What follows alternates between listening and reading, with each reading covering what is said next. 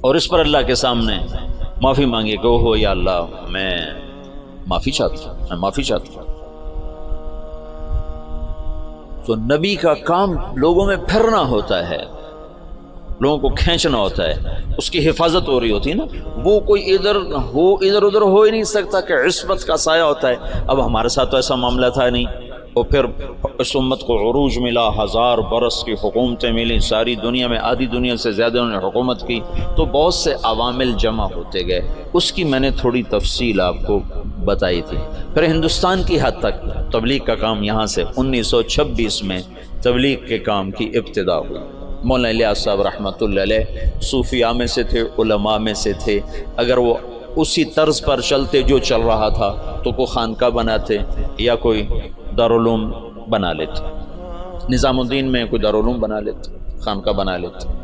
ہندوستان بر صغیر کے حالات اور اسلامی سلطنتوں سے قدر مختلف، یہاں پہلی صدی میں اسلام آ گیا، یہ ہندو علاقہ ہے۔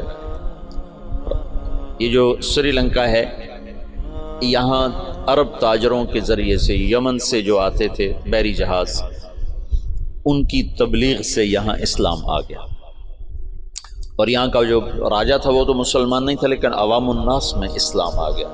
اور یہ جو ساتھ مالدیپ ہے، مالدیپ کوئی 2500 جزیروں کا ملک ہے، مالدیپ 2500 جزیروں کا ملک ہے، اور وہ جزیرے لمبے سے لمبا جزیرہ 11 کلومیٹر ہے، اس کا نام ہے مالے، اسی میں ان کا دارالحکومت ہے۔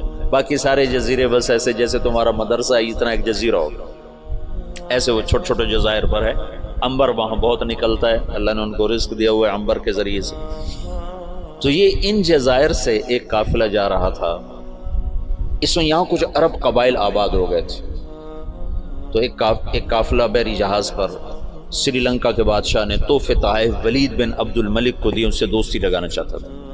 تو جب یہ کراچی کے قریب گزرا بحیرہ عرب سے، تو تیبل یہ دریائے سندھ کے کنارے تھا، یہ سندھ کا بہت بڑا شہر تھا اس وقت، تو وہاں سندھ کے ڈاکوؤں نے بحری جہاز پہ حملہ کیا اور قافلہ بھی لوٹ لیا، اور عورتوں کو بھی قید کر لیا، مردوں کو کچھ قتل ہو گئے۔ تو ایک عورت پکاری، یا للحجاج یا للحجاج یا للحجاج۔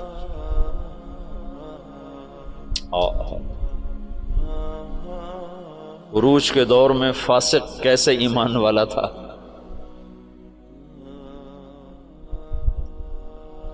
تو کچھ لوگ انہوں نے مال لوٹنے کے بعد کچھ لوگ چھوڑ دیے تھے، تو یہ لٹا پٹا قافلہ جب پہنچا عراق میں تو حجاج کو ملا، اور انہوں نے کہا کہ ایک بہن نے کہا تھا یا للحجاج، تو وہ کھڑا ہو گیا اپنے کرسی سے، کہ لبیک یا اخت الاسلام، لبیک یا اخت الاسلام، لبیک یا اخت الاسلام، اور کہا میرے اوپر حرام ہے بیوی بھی اور بستر پہ سونا بھی، جب تک میں اس بہن کی مدد کو نہ پہنچوں۔ ایک جس کے بارے میں اللہ کے نبی کا کہنا ہے کہ وہ بنو ثقیف میں ایک مبیر ہو، ایک صفاق ہو، صفاق ترین فاسق ترین انسان غیرت ایمانی سے ایسا بھرا ہوا ہے کہ میرے اوپر بیوی حرام ہے، میرے اوپر بستر پہ سونا حرام ہے، جب تک میں اس بہن کی مدد کو نہ پہنچوں۔ اور اس نے اسی وقت ایک لشکر تیار کیا، عبید اللہ بن نبحان رحمۃ اللہ علیہ کو امیر بنایا، اور ان کو 3000 کا لشکر، 4000 کا لشکر دے کے روانہ کیا۔ وہ لشکر شکست کھا گیا اور عبید اللہ شہید ہو گئے۔ پھر اس نے دوسرا لشکر روانہ کیا، یہ سارے عراق سے تھے، قدیل بن طفہ رحمۃ اللہ علیہ کی سرکردگی میں وہ بھی شہید ہو گئے، اور دونوں لشکروں کو شکست ہو گئی۔ پھر اس نے شامی قبائل جو عرب کے قبائل جو شام میں آباد تھے، ان کا عراقیوں سے بڑا مختلف مزاج تھا، تو اس نے ولید بن عبد الملک سے اجازت چاہی کہ مجھے سندھ پہ حملے کے لیے شام سے لشکر اور میرا خزانہ ختم ہے، مجھے پیسے بھی دے۔ تو ولید نے کہا میں یہ محاذ نہیں کھول سکتا، ابھی ترکستان میں محاذ کھلا ہوا ہے، شمالی افریقہ میں محاذ کھلا ہوا ہے، چین کی طرف محاذ کھلا ہوا ہے، میں چوتھا محاذ نہیں کھول سکتا۔ تو حجاج نے کہا جتنا پیسہ مجھے دو کہ قرضہ ہے اور میں یہ دگنا کر کے بیت المال میں واپس کروں گا۔ تو شامیوں کا 4000 کا لشکر تیار، اور اس کا اپنا سگا بھتیجا تھا محمد بن قاسم بن یوسف۔ حجاج بن یوسف اور محمد بن یوسف اور قاسم بن یوسف، یہ 3 بھائی ہیں۔ ان میں محمد بن یوسف بھی حجاج جیسا ظالم تھا، یمن میں گورنر تھا، اور قاسم بہت شریف النفس تھے۔ ان کا بیٹا محمد 17 برس کی عمر، اور حجاج نے اپنی بیٹی زبیدہ اس کے نکاح میں دی ہوئی تھی، اس کو منتخب کیا اور اس کو 12000 کا لشکر دے کے روانہ کیا، اور باقی جو ساز و سامان تھا وہ سمندر کے ذریعے سے بھیجا، جتنا باقی سامان تھا۔ اور ہر 3 دن کے بعد اس کے پاس خبر آتی تھی، اس نے ڈاک کا ایسا نظام بنایا کہ ہر 3 دن کے بعد خبر حجاج تک پہنچتی تھی۔ اس طرح راستے میں چوکیاں قائم کی، اور پورے جنگ کا نقشہ حجاج بصرے میں بیٹھ کے خود کنٹرول کر رہا تھا۔ تو یہ بدھوں کا شہر تھا، جو دیبل تھا نا بدھوں کا، تو اس میں ایک بڑا وہ تھا ان کا معبد، اس کا گنبد تھا، اس کے اوپر ایک جھنڈا تھا۔ تو ان کا یہ عقیدہ تھا جب تک یہ جھنڈا نہیں گرتا اس سے شہر کو شکست نہیں ہو سکتی۔ تو مسلمانوں نے زور لگا لیا۔ حجاج بن یوسف نے ایک توپ بھیجی تھی، توپ منجنیق، پتھر پھینکنے والی، وہ اتنی بڑی تھی اس کو 500 آدمی کھینچتے تھے، تو اس کو بحری جہاز پہ بھیجا تھا۔ تو وہ نصب تھی اور توپ اس گنبد پہ نشانہ نہیں فٹ ہو رہا تھا۔ 10 دن 12 دن 15 دن گزر گئے، گولے جاتے تھے، گنبد پہ نہیں لگتے تھے، تو دیبل والے اور جوش سے لڑتے تھے۔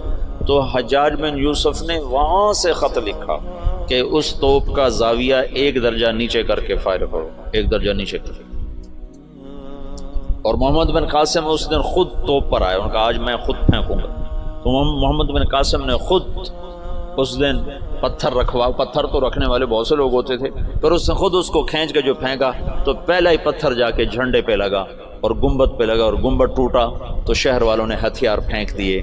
یہ 92 ہجری کی بات بتا رہا ہوں، 90 ہجری کی بات بتا رہا ہوں۔ 90 ہجری میں اسلام کا پہلا داخلہ ہے فاتحانہ۔ ویسے تو سرندیپ یہ ہندوستان کا حصہ تھا، سری لنکا ہندوستان کا حصہ تھا، اور وہاں دعوت پھیل چکی تھی، وہاں اسلام پھیل چکا تھا دعوت کے ذریعے، لیکن فاتحانہ انداز میں جو مسلمان بر صغیر میں داخل ہوئے ہیں تو محمد بن قاسم رحمۃ اللہ علیہ اس کا ذریعہ بنے، اور دیبل فتح ہوا ہے۔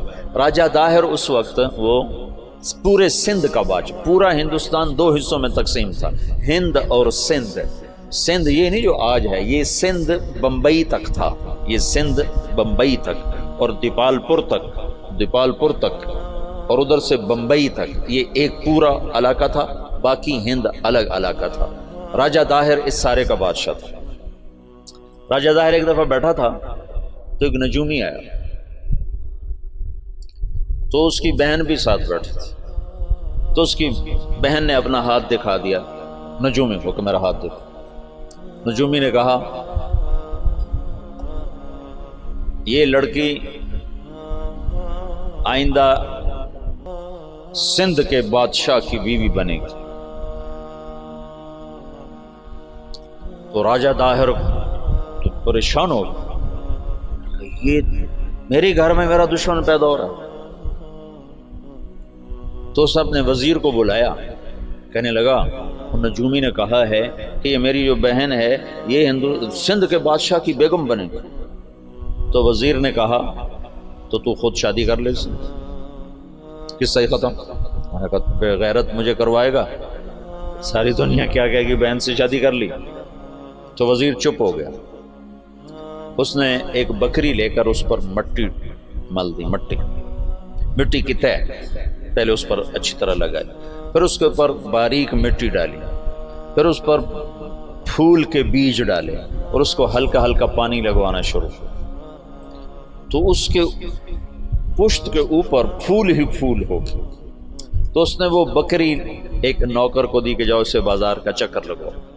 میں نے چکر لگوایا تو سارا شہر اکٹھا ہو گیا، بکری کے اوپر پھول، بکری کے اوپر پھول، سب حیران پریشان۔ اگلا دن کا پھر چکر لگاؤ، پھر لوگ اکٹھے ہو گئے، اگلا دن